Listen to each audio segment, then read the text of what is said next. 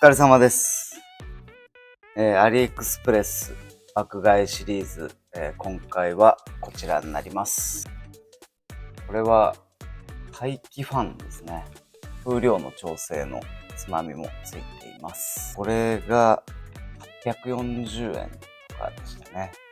それで、それに合わせてこういったものを買いました。出口につけるような感じですかね。回るんです。これが600円ぐらいでしたっけね。この排気ファンが、USB 接続なので、足りなかったらと思って、この延長のケーブルですね。かなり太いです。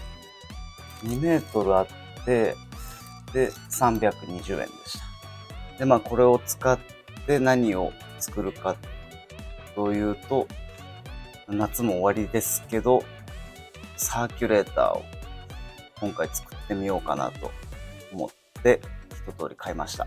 後席にどうしても風を送るのに、僕の車だと後席用の大きなテレビとかいろいろ障害物があって、循環が悪いなっていうのはずっと気にはしてたんですけど、昔々に一回サーキュレーター作ったことあるんですけど、それもちょっと、肘掛けのとこにつけて、で、仕様変更で、取っ払ってしまって、で、そのリベンジというか、今の肘置きを、改良して、この排気ファンを使ってサーキュレーターを作れないかっていうのを今回考えております。